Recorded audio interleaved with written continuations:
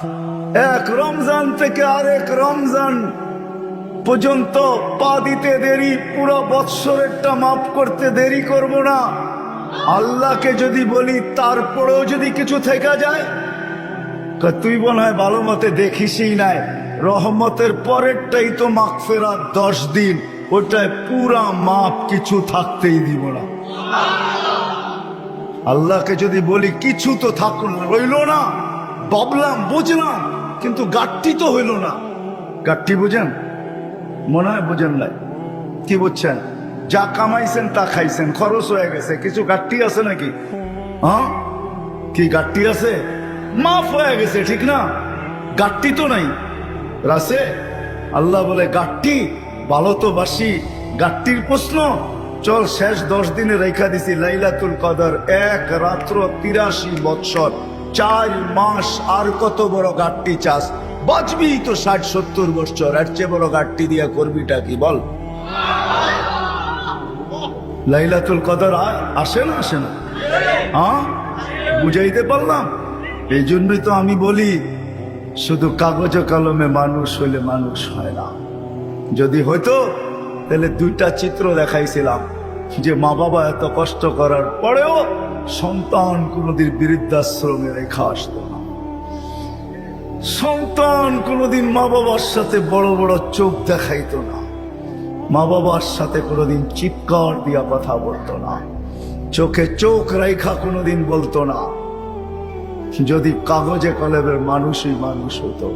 না না, কাগজে কলমের মানুষ মানুষ হয় না, নিজেকে মানুষের মতো মানুষ বানাইতে হয়, মানুষের মতো মানুষ বানাইতে হয়। এই জন্যই প্রত্যেক ব্যক্তি নিজেকে মানুষের মতো মানুষ বানাইতে পারে। আপনি বলবেন 100টা দিয়া কি করে বানাবো, সুযোগই বা কোথায়? এই জন্যই মনে হয় আল্লাহ ভালোবাসার বশীভূত হয়ে ভালোবাসায়, এটাও ভালোবাসার নিদর্শন। আল্লাহ ভালোবাসা বলতেছে 100টা দ্বারা তুই মানুষ হইতে পারবি না। হায় হায়, ভালো যখন বাইসাই ফেললাম, তাহলে 100টা আর তোর থেকে রাখবো তো রাখবো কেন? তো আল্লাহ একটার ভিতরে 100টা ঢুকায়া দিয়া বলতেছে ইন সালুহাত সালুহা সাইরুল আমাল, আমাকে শুধু নামাজ ওকে করে দে, তোর জীবন ওকে আমি লেখা দিব। নামাজ কমপ্লিট করে দে, ওর জীবন ওকে কমপ্লিট লেখা দিব। নামাজ পূর্ণ, জীবন পূর্ণ লেখা দিব। এই জন্যই তো আমি বলি এই উম্মত যদি কিছুই না করত, আজান হওয়ার সাথে সাথে যদি শ্যামবাজারের রোডে চাটাই বিছানো হয়ে যেত, যে চটপট নামাজ তারপরে ব্যবসা, প্রত্যেকটা মার্কেটে যদি এরকম হইতো। তবে আমি একটা দেশ দেখা আসছি জীবনে, আমি ওই দেশে 6 বার গেছি, 6 বার। আমি চিনি ওই দেশ, আমি দেখা আসছি, দেখা কথা বলতেছি, শোনা কথা না। আমি দেখছি যখন আজান হয় তো বাজারের গলিগুলার ভিতরে প্রত্যেক দোকানদার নিজের চাটাই বিছাইতে থাকে, প্লাস্টিকের চাটাই বিছাইতে থাকে, আর সবাই একজন আরেকজনকে ডাকতে থাকে, চলো জলদি নামাজ তারপর বাজার, চলো জলদি নামাজ তারপর বাজার। আমার দেশটাও যদি এরকম হইতো, আমার দেশটাও যদি কমসে কম এতটুকু হইতো যে আজান যে যেখানে ওইখানেই দাঁড়ায় গেছে। ভালোবাসেন এই জন্য অক্সিজেন দেন। যদি বলে প্রমাণ কোথায়, পরেরটা দেখাইতেছি প্রমাণ। এই জন্যই তো বলে ইয়াবসুতু ইয়াদাহু নাহারান, সারাদিন হাত প্রসারিত করে অপেক্ষা করতে থাকি, হাত্তা ইয়াতুবা মাসিআল লাইল। তুই সারা রাত্র নাফরমানি করছিস, তাতে কিছু আছে যায় না। আমি সারা দিন হাত প্রসারিত করে রাখি, তুই আমার হাতে হাত দে না, তওবা কর না। শুধু কাগজে কলমে মানুষ না, বাস্তব মানুষে রূপান্তরিত হ না। সারা দিন হাত প্রসারিত করে রাখে। আমি হাদিস দিলাম। আবার বলে ইয়াবসুতু ইয়াদাহু লাইলান, কুদরতি হাত সারা রাত্র প্রসারিত করে, হাত্তা ইয়াতুবা মাসিআন নাহার। সারা দিন যে নাফরমানি করলো, সেজন্য রাত্রে আল্লাহর সাথে সন্ধি করে, রাত্রে আল্লাহর কুদরতি হাতে হাত দিয়ে তওবা করে, এক পর্ব পর্যন্ত প্রসারিত করে রাখে। তারপরে ভালোবাসে ভালোবাসে ভালোবাসে, মনে হয় চলে আসছেন প্রথম আকাশে।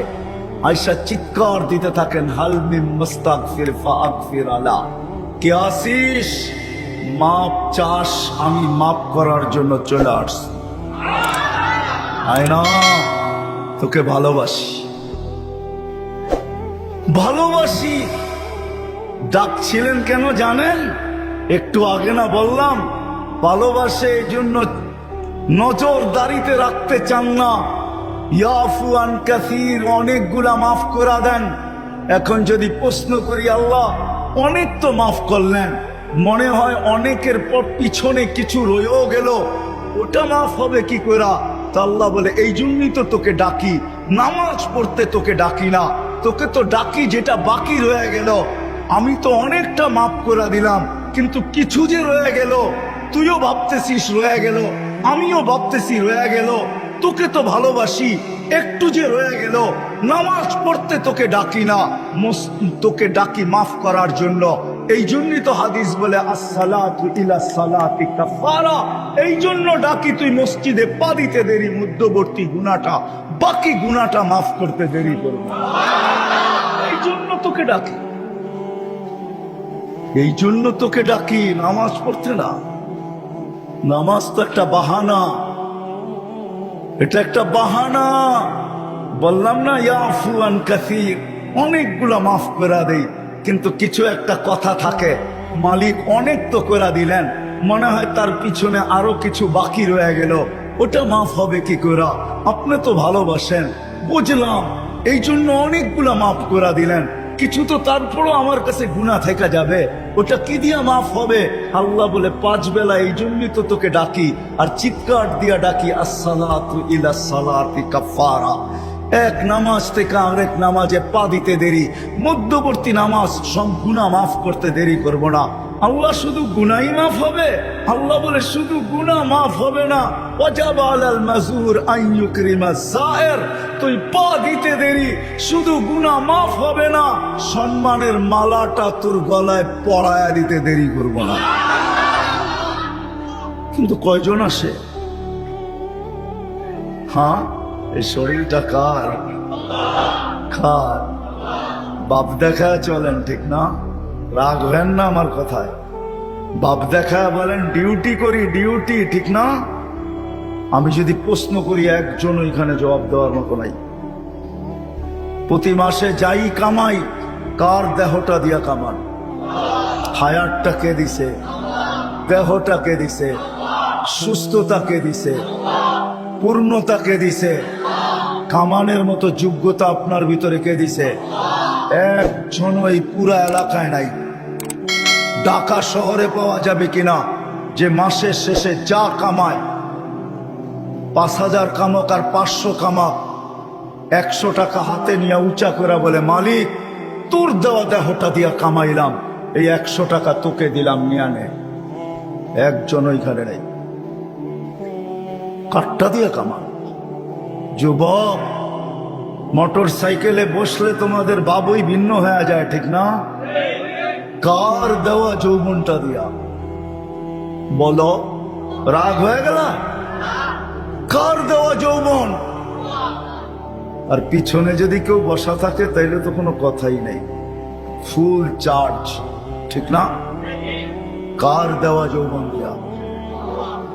আসো আজকে তওবা করি। করবেন? চলেন দেখি তওবা করি। আল্লাহ কিন্তু তওবাকারীকে তওবা করতে দেরি, মাফ করতে দেরি করে না। এখন আল্লাহ প্রথম আকাশে 100% আর ডাক দিতেছেন, কে মাপ চাস, আমি মাফ করব।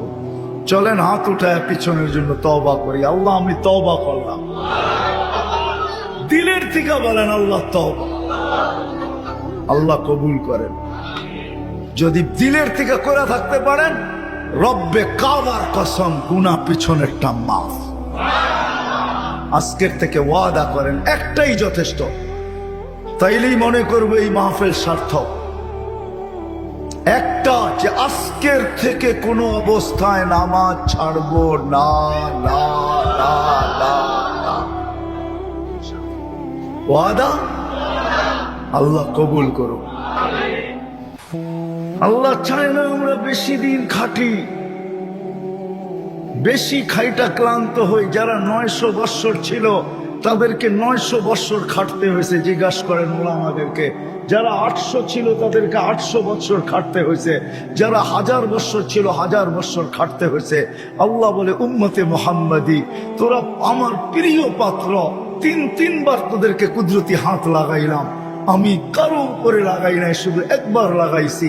তোরা আমার প্রিয় পাত্র, তোরা বেশি দিন খাটিস এটা আমি চাই না, তোদের ঘাম ঝরুক এটা আমি দেখতে পারবো না, এটা আমি সইতে পারবো না। এই জন্য তোদেরকে 60-70 বছর বয়স দিলাম। মনে হয় বুঝাইতে পারি নাই। আল্লাহ আমাদের বেশি খাটা পছন্দ করেন না। আবার 60-70 বছর দিয়েও মনে হয় ভাবতেছিলেন এটাও মনে হয় বেশি হয়ে গেছে, বেশি, এটাও বেশি। তারপরে আবার 15 বছর বাদ দিয়া দিছেন। রুফিয়াল কালাম আনি সাবি হাত্তা ইয়াবলুগ, দুধের শিশু যতক্ষণ পর্যন্ত প্রাপ্ত বয়স্ক না হয় 15 বছর পর্যন্ত আল্লাহ মাফ করে দিচ্ছেন। কেননা 60-70 দিয়েও মনে হয় আল্লাহ ভাবতেছেন তাইলে আর ভালোবাসার বিকাশ ঘটলো কোত্থেকা? এটা প্রমাণ হবে তো হবে কি কইরা? 60-70 বছর খাটতে হবে না, না না না, আমি 15 বছর বাদ দিয়া দিলাম, 15 বছর মাফ। তাইলে 60-এর দিকে থাকলো কতটুকু? এটাও মনে হয় বেশি হয়ে গেছে, এটাও বেশি। আল্লাহর কাছে মনে হয় এটাও বেশি হয়ে গেছে। আবার 4 ভাগের 1 ভাগ মাফ করতেছেন। রুফিয়াল কালাম আনিন নাইম হাত্তা ইয়াস্তাইকিদ, ঘুমন্ত ব্যক্তি যতক্ষণ পর্যন্ত ঘুমে থাকবে। আমরা সাধারণত 6 ঘন্টা ঘুমাই, 24 ঘন্টার ভিতরে 4 ভাগের 1 ভাগ আমাদের ঘুমে যায়। আল্লাহ বলে যতক্ষণ ঘুমে থাকবে কলম উঠানো থাকবে, তোমাদের বিরুদ্ধে কিচ্ছু লেখা হবে না, এটাও মাফ করে দিলাম, কেননা আমি তোমাদেরকে ভালোবাসি। আল্লাহ আমাদেরকে প্রমাণ হইল। যুবক মনে হয় বুঝলো না। আরেকটা দেখাইতে চাইতেছি, করোনা লগ্নে মাস্ক কয়টা পড়ছেন? 2 থেকে 3% 3টা, একটা তো পড়ছি ঠিক না? ছাড়া টানার ভিতরে আপনিই বলতেছেন দূরত্ব হলো 1 সেকেন্ড, ঠিক না? হ্যাঁ, মাস্কের কয়টা পার্ট ছিল? 2টা পার্ট, ঠিক না? হ্যাঁ, আপনি দূষিতটা ছাড়লেন আবার টানছেন। মাস্ক নাকের ভিতরে 6টা ছিল, 1টা 2টা 3টা পর্যন্ত দেখছি 3টা মাস্ক লাগায় ঘুরতেছে, উপরে পিপি পরা ঘুরতেছে, ঠিক না? আপনি ছাড়ছেন, তাইলে উচিত ছিল যেটা ছাড়ছেন ওইটাই টানা। ছাড়ছেন দূষিতটা, কেন মাস্ক এটা বাহির হইতে হবে, তারপরে রিফাইন হইতে হবে, তারপরে আবার আপনার ভিতরে যেতে হবে। আপনি ছাড়তেছেন টানতেছেন, ছাড়তেছেন টানতেছেন, উপরে মাস্ক পড়া, তারপরেও তো কুদরত ওইখানে রিফাইন করে আপনাকে পিওর সাপ্লাই দিছে। আর টানা যদি হইতো তাইলে অফিসে বসে 8 ঘন্টা যে আপনি মাস্ক পরা ছাড়তেছিলেন আর টানতেছিলেন, যদি আপনি দূষিতটাই ছাড়তেন আর দূষিতটাই টানতেন, তাইলে করোনার 20 সালে আপনি 1 মাস টানার পরে ডাক্তার বলে ডাক্তার, আপনার বিজ্ঞান বলে 1 মাস যদি আপনি ডাইরেক্ট কার্বন ডাই অক্সাইড টানতে থাকেন আর ছাড়তে থাকেন, 1 মাসের ভিতরে আপনার লাংস 100% ড্যামেজ। জিজ্ঞাসা করেন এখানে সুমনা আছে, কিন্তু 3টা মাস্ক থাকা সত্ত্বেও তো আপনাকে ভালোবাসে। মাস্ক যতটাই পরেন, আল্লাহ বলছে ভালোবাসি, ও বোঝে না দেখা কি আমিও বুঝবো না? ছাড়ছেন দূষিত, ওইটাকে ওইখানে রিফাইন করছে, আবার আপনাকে পিউরটা দিছে, যার কারণে আপনি আর আমি বেঁচে আছি। অক্সিজেন 24 ঘন্টা আল্লাহ। কথা লম্বা হবে না, শর্টই হবে। অক্সিজেন 24 ঘন্টা আল্লাহ। আল্লাহ ডাকে, কে ডাকে? 5 বেলা কে ডাকে? এইখানে কয়জন আছে আমি জানি না, যারা 99 নামের অর্থ এই বয়সে 2-1 বার দেখছে? হাত উঠাইতে পারবেন যে আমি 2-1 বার দেখছি 99 নামের অর্থ? এদিকেও তো নাই, এদিকেও তো নাই, সামনেও তো নাই। দেখলে না আপনি বুঝতে পারতেন আপনাকে কে ডাকে। 5 বেলা ভালোবাসে বিদায়, 5 বেলা ডাকে তারপরও আসে না। আল্লাহ ভালোবাসে, আমাদের উপরে নজরদারি রাখতে চান না। এই জন্যই কোরআন দিয়ে আমাদেরকে বুঝাইতে চান, ইয়াফু আন কাসীর, তোমাদের অনেক গুনাহ এমনি মাফ করে দেব। কি হুজুররা সত্য তো? অনেক গুনাহ এমনি মাফ করে দেই, নজরদারি করি না, কেননা ভালোবাসার পাত্র। কাগজে কলমে মানুষ হইলেই মানুষ হয় না। যদি হইতো তাহলে যেই মানুষ থেকে আল্লাহ নজরদারি উঠায় নিছেন, ভালোবাসার খাতিরে 3 বার কুদরতি হাত লাগাইলেন। 60-70 বছর শুধু খাটতে হয়, কম খাটতে হয়, এই জন্য বয়স দিলেন। 60-70 বছর দিয়াও আবার অনেকটা কমায়া দিলেন, বাদ দিয়া দিলেন, হিসাব কিতাবের থেকে উঠায় দিলেন। ওই আল্লাহ মানুষটাকে জানোয়ার বলে তো বলে কখন? বাবার বিষয়, কিন্তু চিন্তার বিষয়। কেন আমি চিন্তার দিকে আপনাদেরকে নিয়ে যেতে চেয়েছি। ওই মানুষটাকে আল্লাহ জানোয়ার বলে তো বলে কখন? উলাইকা কাল আনআম বাল হুম আদাল, জানোয়ারের চেয়ে নিকৃষ্ট বলে তো বলে কখন? কেমন ভালোবাসে দেখাবো। 24 ঘন্টা বিরোধিতা যুবক, 24 ঘন্টা তোমাকে অক্সিজেন দিতেছে। দেয় না? দেয় না? অক্সিজেন কার? সরকারের? হ্যাঁ, কার অক্সিজেন? হ্যাঁ, কতটুকু নেন ডেলি? 550 লিটার নেই 24 ঘন্টায়। নেই কয়বার, ছাড়ি কয়বার জানেন? 24 ঘন্টা 1,60,000 বার নেই আর ছাড়ি। বলতে পারেন ছাড়ার ভিতরে আর নেওয়ার ভিতরে দূরত্ব কতটুকু? ছাড়লাম আর নিলাম, এটার ভিতরে দূরত্ব কতটুকু? সময় লাগে কতটুকু? ডিস্টেন্স কতটুকু? বলেন। দুনিয়া তো সব বোঝেন দেখি। বলেন কতক্ষণ সময় লাগে? কেউ নাই এখানে শিক্ষিত লোক? বলেন কতক্ষণ সময় লাগে? কতক্ষণ লাগে? কয়েকজনকে তো দেখলাম আমার সাথে মিলল। কতক্ষণ লাগে ছাড়া নেওয়ার ভিতরে? 1 সেকেন্ড মাইনা নিলাম, ঠিক না? ছাড় নিলেন কোনটা? কোনটা নিলেন? পিওর নিলেন, পিওর। ছাড়লেন কোনটা? দূষিত কার্বন ডাই অক্সাইড, দূষিতটা ছাড়লেন। নেওয়া আর ছাড়ার ভিতরে যদি, ছাড়া আর নেওয়ার ভিতরে যদি 1 সেকেন্ডের দূরত্ব হয়, তা আপনি ছাড়লেন দূষিত, আবার নিলেন পিওর। 1 সেকেন্ডের ভিতরে এটাকে রিফাইন করে আবার পিওর করলো, তো করলো কে? কে করলো? বিশ্বাস হয় না? কে করলো? আপনাকে ভালোবাসে দিকেই করে। যদি ভালো না বাসতো যুবক, 24 ঘন্টা অক্সিজেন নাও আল্লাহ, আর আল্লাহ ডাকবে তোমাকে। আজান দিয়া কে ডাকে? এই মজমার ভিতরে অধিকাংশ মানুষ এশার নামাজ পড়ে নাই। আমি হাত উঠাইতে বলবো না, এশার নামাজ কয়জন পড়ছে আজান দেওয়ার পরে? হাত উঠাইতে বলবো না, হাত উঠান না। এই জন্য সমস্ত মানুষের উপরে, সমগ্র মানব জাতির উপরে হাত লাগছে আল্লাহর কুদরতি হাত একবার।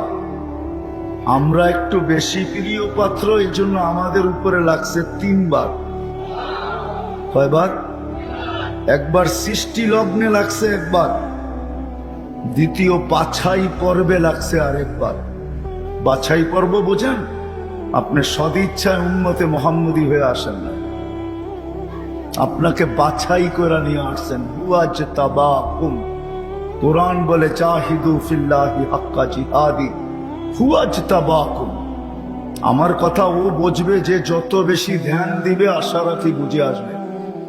আর নাইলে বুঝে আসবে না, মাথার উপর দিয়ে চলে যাবে। কেননা সুর তো আমার নাই, এরকমই কথা হবে। দ্বিতীয়বার হাত লাগছে, বাছাই পড়বে। হুয়াজতাবাকুম ওমা জাআলা আলাইকুম ফিদ্দীনি মিন হারাজ। আল্লাহ বলে, উম্মতে মুহাম্মাদি, দ্বিতীয়বার তোমাদের উপরে আমি কুদরতি হাত লাগাইছি, বাছাই করবে তোমাকে বাইছা। আমি তো বলি না জানি কত লক্ষ কোটি বাছাইয়ের পরে আমি যখন কুদরতি হাতে আসছি, তখন আল্লাহ বলছে তোকে উম্মতে মুহাম্মাদি বানাইলাম। দ্বিতীয় বাছাই করবে, তৃতীয় আল্লাহ আমাদের উপরে লেবেল লাগায় দিয়েছেন। লেবেল, কোম্পানির লেবেল আছে মাম, আল্লাহ আমাদের উপরে লেবেল লাগাইছেন। তৃতীয় কুনতুম খায়রা উম্মাহ, আমাদের সবার গায়ে লেবেল লাগানো আছে, তোমরা সর্বশ্রেষ্ঠ উম্মাহ। ভালোবাসার বিকাশ। মানুষ যদি কাগজে কলমে মানুষ হইলেই মানুষ হইতো, তাহলে ভালোবাসার পাত্রটাকে কোনোদিন জানোয়ার বলতেন না, যাকে তিনবার কুদরতি হাতের ছোঁয়া দিলেন। অস্তিত্ব লগ্নে, বাছাই লগ্নে, আবার লেবেলও লাগাইলেন। আরো প্রমাণ দেখাইতেছি আল্লাহ আমাদেরকে ভালোবাসেন। কতটুকু ভালোবাসেন? ভালোবাসার পাত্র বেশি খাটুক, পরিশ্রম করুক, এটা কেউ চায় না। চান? মনে হয় বুঝাইতে পারি নাই। ভালোবাসার পাত্র বেশি খাটুক, পরিশ্রম করুক, ক্লান্ত হোক, ঘাম ঝরুক, এটা কেউ চায়? চায়? আল্লাহও চায় না আমরা বেশি খাটি। এই জন্য আমাদেরকে বয়সও কম দিচ্ছেন, 60-70 বছর। কোরআন হাদিসের কথা আল্লাহ নিজে বলতেছেন, ফাস্তামিউ, দিলের কান দিয়া শুনো, ওয়ানসিতু, চুপচাপ শুনো, তাইলে কি হবে? লাআল্লাকুম তুরহামুন, তাইলে আমি তোমাদের দিলে গাইথা দিব। যখন দিলে গাঁদবে, দিলে যখন গাঁদবে দিলে, তখন আর কাগজে কলমে মানুষ হবে না, তখন বাস্তবে মানুষ হবে। মানুষ একটা মানুষ হলো কাগজে কলমে মানুষ। দুই একটা প্রমাণ দিলে বোঝা যাবে কেমন মানুষ। যেই মা বাবা 10 মাস পেটে নিল, কষ্টের উপরে কষ্টের স্তূপ, কোরআন বলে এতটুকু দাঁড় করাইল স্তূপ, কষ্টের স্তূপ। ওয়াহনুন আলা ওয়াহনিন, যে হিমালয় পর্যন্ত তার সামনে ছোট হয়ে গেল। মা কিন্তু বাচ্চা যখন পেটে থাকে কষ্টের স্তূপ দিতে থাকে, কষ্টের স্তূপ। কোরআন বলে, কোরআনের শব্দে বোঝা যায় যে হিমালয় ছোট হয়ে যায়, মায়ের কষ্টটা বড় হয়ে যায়। একটা ছেলেকে মানুষ বানাইতে বাপ যতটুকু কষ্ট করে, এইখানে মালিক পক্ষ খুব কম হবে আমার মনে হয়, কর্মচারী পক্ষই আমার সামনে বেশি হবে। চাকরিজীবী, শ্রম পেশার মানুষই বেশি। যারা কর্মচারী, শ্রম পেশার মানুষ, এমন দিন যায় না যে 2-4টা ধমক না খায়া বাড়িতে না ফিরে। আমার কথা বোঝেন? সুট্টুর হবে না, কিন্তু এরকমই হবে। একটা রিক্সাওয়ালা ডেলি 2-4টা গালি, 2-4 ডজন গালি খাওয়া ব্যতীত বাড়িতে ফিরে না। কিন্তু তাকে যদি জিজ্ঞাসা করা হয় যে এত গালি খাওয়ার পরেও ডেলি রিক্সা নিয়ে কেন বাহির হও, তো চোখের পানি ছেড়া দিয়া বলবে, বিবি বাল বাচ্চা আছে বিদায়। একটা বাপ বহুত কষ্টের পরে একটা ছেলেকে মানুষ বানায়। সত্য তো? কেমন মানুষ যে মা 10 মাস পেটে রেখা কষ্টের স্তূপ জমাইতে জমাইতে হিমালয়ের চেয়ে বড় করে দিল। একটা বাপ সন্তানের পিছে খাটতে খাটতে খাটতে খাটতে নিজেকে বৃদ্ধ করে দিল, যৌবনটা হারায়া দিল। আমার সমাজে তাকাইলে দেখা যায় ওই মা বাবাই এখন বৃদ্ধাশ্রমে বাস করে। বলেন এটা কেমন মানুষ? কেমন মানুষ? কাগজে কলমের মানুষই তো বলতে হবে। কাগজে কলমের মানুষ যদি না হইতো তাইলে তো ইমাম শাফি রহমতুল্লাহ আলাইহির মতোই হইতো। সারা দিন পরিশ্রম, বাবা ছিলেন না, বিধবা মা ছিলেন, সারা রাত্র মার পায়ে তেল মালিশ করতেন আর পাও টিপা টিপা ঘুম পড়াইতেন। মাঝে মাঝে খুশিতে পায়ের তালুতে চুমা দিতেন, চুমা। মা কাইপা উঠতো আর বলতো আমার পায়ের তালুতে চুমা কেন? তো বলছে তোমার পায়ের তালুতে চুমা দেই না, আমি তো আমার জান্নাতে চুমা দিয়া স্বাদ নিতেছি, স্বাদ।